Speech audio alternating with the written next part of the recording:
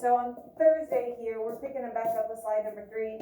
At home, make sure that you change this. I had density equals mass times volume. That is wrong. It should be mass divided by volume. And then also on slide number 2, I had it wrong. It should be mass divided by volume. So make sure you get that switched. Sorry about that. So this is kind of generic sounding. As we get into some practice problems and get into the calculations, this is going to make a lot more sense. But any type of mass unit, like Mr. Edmonds was just saying, you're using the gram. So maybe the milligram, maybe the kilogram, but some version of the gram, right? And so these are going to be our typical ones. And then for volume, we have 2 different types. He only really talked about solids. He only showed the centimeter cubed, and that's for if you're talking about a solid, solid state of matter. If it's in the liquid form, or even gas, if you can trap it, you're going to be using some version of the liter. So the kiloliter, the milliliter, or just the liter itself. Okay, and notice how the L is capitalized because we don't want it to look like a number 1. We want it to definitely look like L for liter, not a 1. Okay, so some of this is going to be really basic and really review, but we need to make sure that we're all on the same page. So for mass, because we're going to look at the 2 variables, mass and volume. So mass is the measurement of the amount of matter or stuff that's actually in an object. Okay. Which is not a new idea for you. There's 3 states of matter. So mass can be for a solid, it can be for a liquid, or you can be finding mass for a gas. Yes, gases do have mass.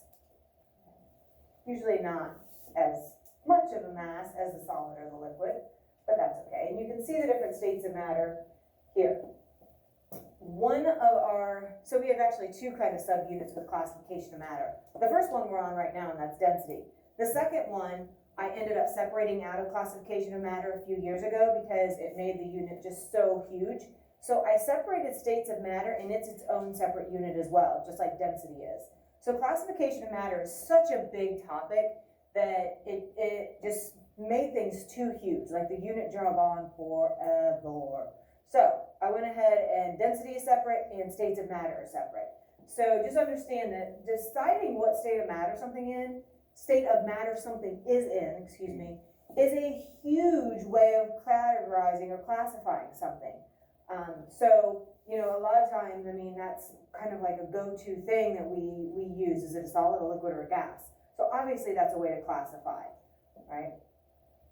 But all of these are mass. And we're going to use the gram as the base unit.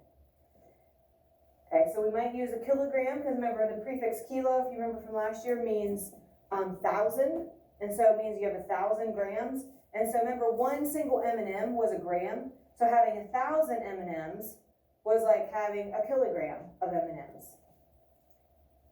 And a milligram, we said, was like a single grain of salt, right? Where you can like roll that little grain around on your finger, right? And so we're going from like having a huge big old bag of M&Ms, which I just destroyed my kilogram bag for our half-life activity we did with the red and blue M&Ms. But I had a big old bag of kilogram M&Ms, or if you think of one single grain of salt. So the gram can be big or it can be small, depending on which prefix you put in front of it. Remember, the milli means thousand, so 0.001 of a gram. So it'd be like taking a single M&M and chopping it into 1,000 pieces, and one of those pieces would be your milligram.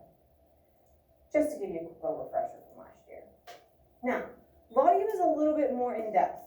Okay, there's a little bit more to it than the mass. The idea is still pretty easy though. The measurement is the amount of space that an object takes up. We're going to use milliliters typically, and we're going to use these graduated cylinders. Okay, pipettes are used to transfer like small amounts of liquid. Let me get rid of this. I want that to be gone. If I click it, it's probably going to go to it. Nope. Okay. So here's a graduated cylinder, and we're going to do a lab in a couple days. It's called the unknown density lab, and you're going to have to find the mass and you're going to have to find the volume of these 3 different cylinders, and then there are different types of metal, so they each have their own unique density. So after you find their mass and their volume, then you're gonna have to do the calculation and figure out which metal is like sample 1, which metal is sample 2, which metal is sample 3. And you're gonna use a graduated cylinder to find the volume, okay? We'll talk about that here in a minute. So, if we're finding liquid volume, we use the graduated cylinder. If we're talking solids, typically we can use the formula of length times width times height, right? That's the typical formula if you have like a rectangular shaped object. Cones, cylinders, pyramids, like there are set formulas to finding volume. All you have to do is look up the formula, plug in your numbers, your measurements, and you're good to go, right? But you're always ending up with 3 things being multiplied, so that's how you end up with a cubic unit, okay, or a unit cubed to the 3rd power. We talked last year that if you take 1 milliliter, so typically it's like the tip of a pipette, like that's a milliliter. You take that 1 milliliter, and if you had an empty 1 by 1 by 1 centimeter cube, that 1 milliliter of liquid from your pipette would perfectly fill that cube. You guys remember talking about that? It was way at the beginning of the year last year.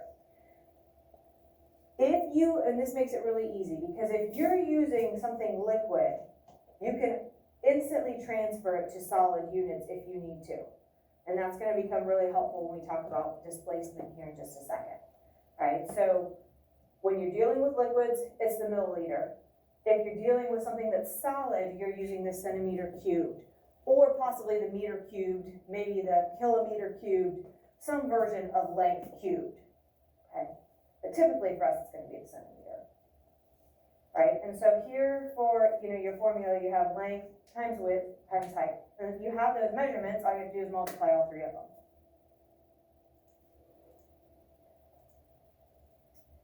All right, so if we're trying to find volume for a liquid, we use a graduated cylinder.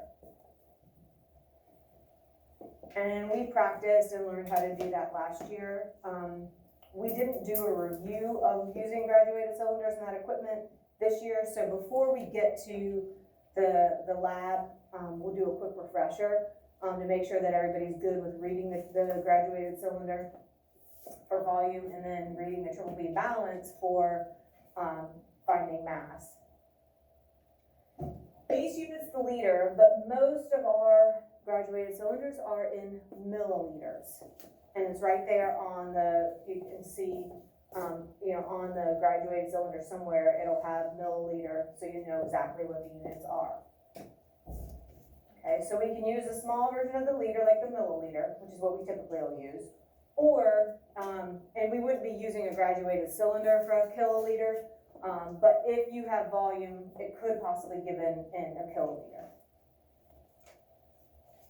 Remember, capitalize that L so it doesn't look like the number 1. That's really the only thing that we're kind of picky about, making sure you capitalize.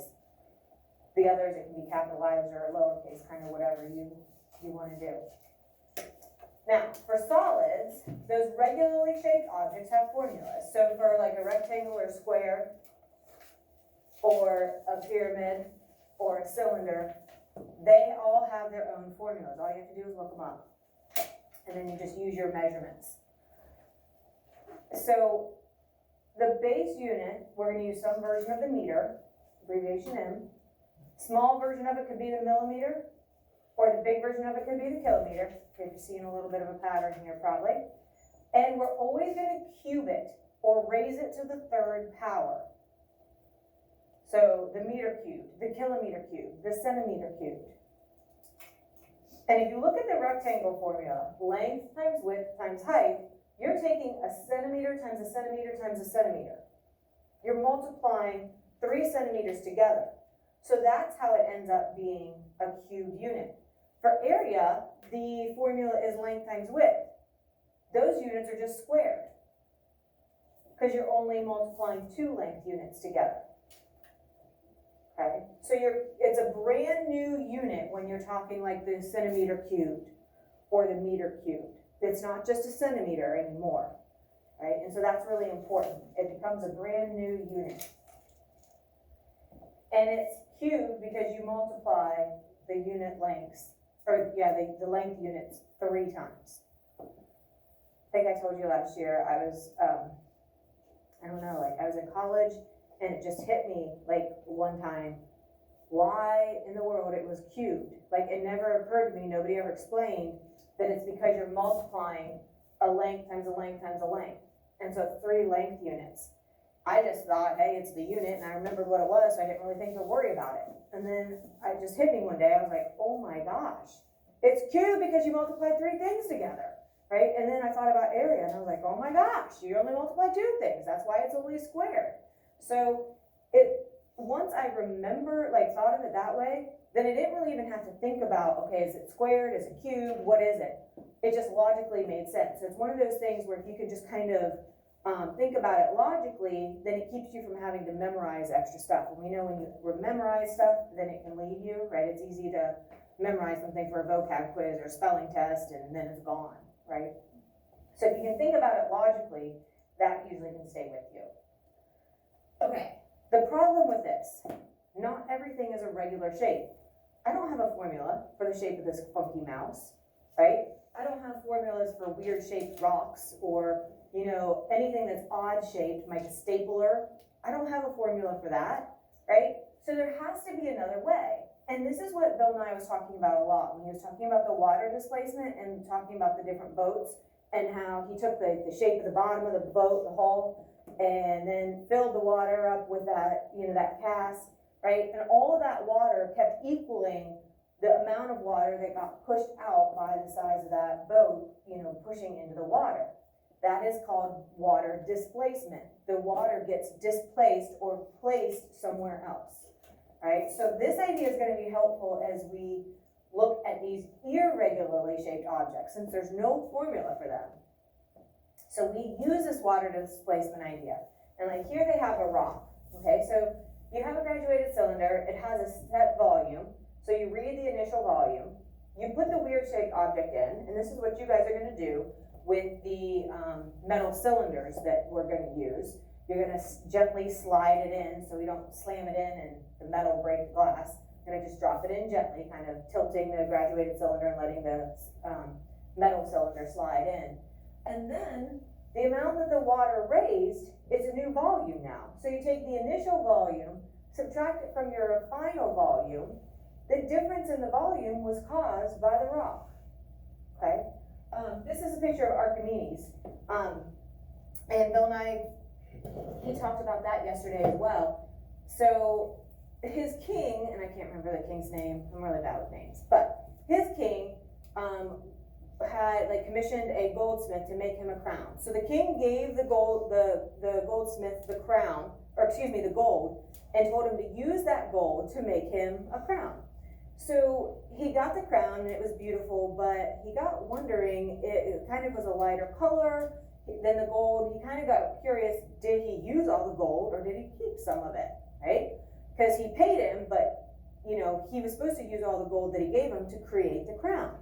So he went to Archimedes, who is a scientist and a mathematician, and he said, hey, I have a problem. I want you to see if all the gold that I gave the goldsmith was used to make this crown. And so Archimedes, you know, was like, oh, okay, but he's like, you can't destroy the crown. Like, you can't damage it in any way, but I want you to figure it out. So he was kind of stumped for a little while. And the story goes that he decided, like, he was taking a bath and the water was really full, and he got in the tub, and what happens to the water? It overflowed, right? And so all of a sudden he screams Eureka, which means like he is, you know, like I figured it out or I have it. And he jumped out of the bathtub naked, because he's in the bathtub, and like runs through the town screaming Eureka. So I don't know if you've ever heard that story or heard of some ancient guy, you know, running through the town naked screaming Eureka, but it was Archimedes because he had realized, he had figured out, okay, gold has a certain density, it's going to displace a certain amount of water. So if the goldsmith was given, let's say 20 gold coins to make the crown, and he used all of them in the crown, they should displace the same amount of water. So he was able to test it, and it turns out that the goldsmith did cheat, and they did not displace the same amount. So they were able to kind of figure that out. So kind of an interesting story on how water displacement, that idea kind of came about.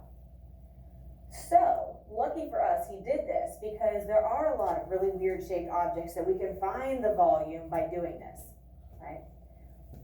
So if you take the original or initial volume, and then you drop in the irregularly shaped object, so in this example it's the rock, our lab it's going to be those metal cylinders, then find the new volume or the final volume, and then you just subtract them.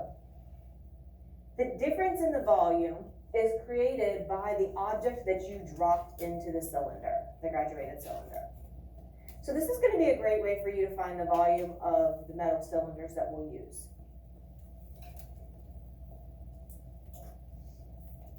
You guys pretty comfortable with the water displacement idea? I mean, I know, like we mentioned it some last year. I know when I taught 5th grade, we even talked about it then. I'm sure it probably still gets, it's not like a totally new idea.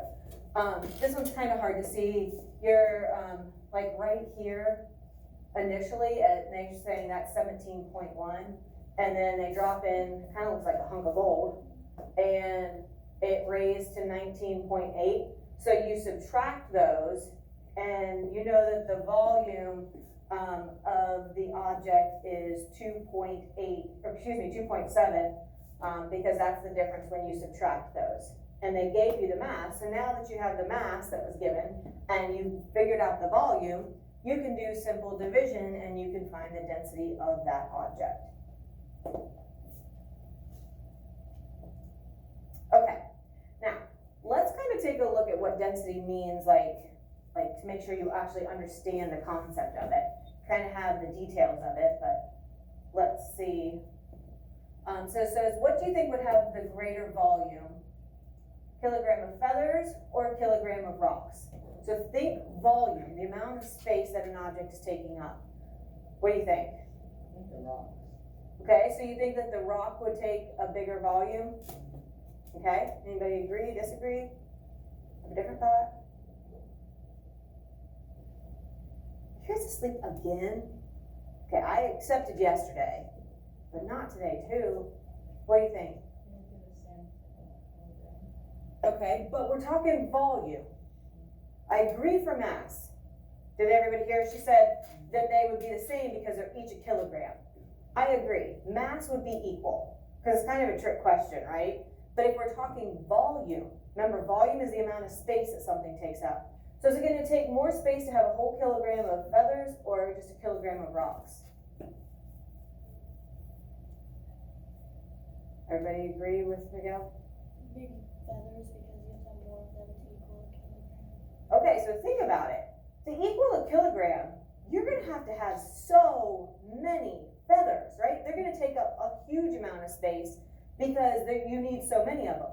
You could have a rock like this size and it'd be really, really tightly packed, and it could be only about this big, and it'd take up a real small space because it's very dense. The feathers are not very dense, so you need a whole bunch of them to equal the same amount of mass. And that volume is kind of a tricky one, like when you're looking at that. Okay. Let's take a look at this one. So here's density, right? It's defined as the mass per unit of volume. So here's a white box, and here's a white box. Both of those have the same volume, the same amount of space. So what we're looking at is how tightly packed are these molecules, and they look kind of like, they might be water molecules, possibly. How tightly packed they are in that white square, okay? So here, things are really tightly packed. You only see a couple open spaces. Here you see quite a few, okay? So this one is going to be more dense because it's more tightly packed. This one is going to be less dense. So it's kind of like you guys. You are one of my least dense classes. My first and second period, I have 13 in each class. My other classes, I have like 22 in every other class. So we are not very densely packed in here, which is nice. My other classes, we are much more densely packed because in the same area or volume, we have almost twice as many people, right? So same, if you think about how tightly packed something is. So the molecules in that rock in the last example was really tightly packed. That's why it didn't take up much space. But to have the same amount of mass of whole bunch of them, so they take up a lot of room. Okay, so here's another way that we can look at density. Same amount of volume, which one is more dense? The one on the left or the one on the right? What do you think, Emily? Which one is more dense? The right one. Yeah, because there's like 1, 2, 3, 4, 5, 6, 7, 8, 9, 10, 11, 12, 13, 14, 15, 16, 17, about 20 compared to 5 for those molecules or whatever they are. Right, so it's more tightly packed because you have more mass shoved into the same amount of space. Right? Now, 1, 2, 3, 4, 5, 1, 2, 3, 4, 5. Mass is the same, but now volume is different. Which one's more tightly packed? What do you think, Cohen? On the left, one on the left. Very nice. Yep. So mass can change or volume can change. Each one affects the density. All right, now this is kind of an interesting idea. This is the idea of density of water, and they mentioned this in the Bill Nye yesterday too. Water is kind of a go-to comparison. It kind of is like relative dating from last year, where we had like the law of superposition. The older stuff is going to be at the bottom, the youngest stuff is going to be at the top layer, right? Now we're not talking ages here, but we're talking those comparison of layers, right? So water has a density of 1 gram per milliliter. If something sinks, then it has a density that is greater than that. If it floats, then it has a density that is less than that. So anything less than 1, so 0.99999 or smaller is going to float. Anything 1.1 or greater is going to sink. So you see a carrot, looks like an olive, a potato. Those are all more dense than water. So if you plop all these things in, those are going to sink. You have pepper, an orange. That's kind of weird. I wouldn't think an orange. An apple, a lemon, a pork, maybe a grape. I'm not sure on that one. But it's a real good way. You can do this with solids. You can also do this with liquids. Okay? We'll look at an example of that in a minute. So water has this known density of 1 gram per milliliter. This tells me that we're talking liquid water because it's the liter, liquid, liter. So we know that the volume is dealing with a liquid, not a solid. And this is a constant that we can use to find the relative density of other objects. So we might not know their exact density. Just like we didn't know the exact ages, we just knew if it was below a layer, then it was older. If it was above a layer, it was younger, right? And so the same thing here. If it floats, it's going to be less than water's density. If it sinks, it's more than water's density. Floats, less than 1. Sinks, greater than 1. And if you guys see any mistakes, obviously besides the formula mistake already, let me know, because this is the first time I redid these notes. So let me know if something doesn't match up with what's on your paper versus this. If I did something wrong, let me know. Okay, so we're gonna watch this video. It's really cool. You can see these are different liquids, and then they put different solids in as well. Kind of cool. Today, I'm going to show you a simple science experiment that you can try at home to learn about density. Start by taking an empty glass and tip in some water and food colouring. Then add some syrup or treacle. And I'm going to add a little bit more water to make the layer a bit thicker. Then finally, fill the glass up with some oil and leave it to settle for about 15 minutes. These liquids separate out into different layers because they're different densities and they don't mix. The syrup has the highest density, so it sits on the bottom, and the oil, which has the lowest density, rises to the top. Try dropping different objects in to see what happens. If we drop this metal nut in, which is really dense, you can see it sinks right to the bottom. But if I take this grape and drop it in, it sinks through the oil and water, but sits on the syrup. This is because the syrup is denser than the grape. Pretty cool, huh? Now if I take this plastic bottle top and drop it in, it slowly sinks through the oil and sits on the water. And finally, if I take this piece of sponge and drop it in, it sits on top. The oil is denser than the sponge. You can try dropping different objects in to see which fluids are denser. I also found shining a torch beam down from above gives a really nice effect. I hope you've enjoyed watching this video. If you want to see more, you can click on the links on the right. It is really cool, right? So I had an example. So my husband, he's always working on stuff. He gets all greasy and dirty, and so I keep a thing of dish soap in our shower. So like, even though he uses like the hand cleaner stuff, like he'll wipe his like the majority of the grease off, like to get the grease like between like his fingernails, and, like where his skin's dry. Like I keep a thing of dish soap in our shower, and then like he's got a little scrubber thing. Well, I can't remember which one I had. If I had palm olive, which is orange, and I added Dawn to it, or if it was vice versa. I think I had the orange palm olive, and it was just about out. There's about that much left, and I was like, you know what? I'm just gonna add some to it because I had to keep some for my kitchen sink. So I just refilled his a little bit, and I was standing in there having it on the kitchen or the counter in the bathroom, and I'm adding in the Dawn, which is blue, and the palm olive was orange, and the Dawn went in and like it switched places. Like I was expecting it to mix blue and orange and get like a funny brown nasty color. The blue went underneath the orange, and the orange went to the top and the blue went to the bottom, and I was like, what? Like it was so cool. And I might be lying to you. It might be reversed. It might be the blue that orange went on top and like they switched the other way. I have to get both of them and try it again. But it was really cool, and it basically did show just like what that happened. You know, so whichever one ended up on the bottom, that was the most dense, obviously, but I was like, they're both dish soap. Like, it just shocked me that, I mean, it was like instant. It was like, whoop, they switched. I was like, whoa, that was really cool. So, and you know, I'm kind of a science dork, so I was excited about it. So I do need to get some palm olive and Dawn and try it again, but pretty cool. Let's go ahead.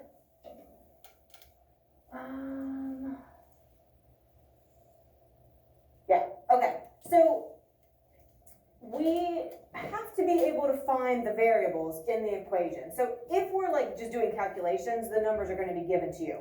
Just like with the unknown density lab that we're going to do though, you're going to have to find the mass and you're going to have to find the volume. So when you find the mass, you're going to use a scale or a triple beam balance. To find the volume, you're going to either take the formula of length times width times height, so you might have to find those lengths, the widths, and the heights, and then multiply them. Or like what we're going to do, we're going to use the water displacement idea. And so the liquids, you're going to use the graduated cylinder, and then you're going to take your mass number that you found, your measurement, and divide it by your volume that you found. And so that's the general process. So once you know the mass and you know the volume, you're set, and all you have to do is divide and get the density. Now, something that's really important that we haven't talked about, but it's going to be something massively important for the rest of the year. Whatever you do to your numbers, you always do to your units. So if your numbers for mass have a unit of gram and your number for volume have a centimeter cubed, since you divided your numbers, you also divide your units, right? That's how you determine what the units are for that particular number or measurement, okay? So that's going to be something that you'll hear me say a lot. Whatever you do to your numbers, you have to do to your units. And as soon as we get to do some calculations, like that'll be very clear. So we're going to go ahead and stop there on slide number 15, and we will pick up with learning how to do your calculations tomorrow, all right? Calculated tomorrow. Yes, please. Great question.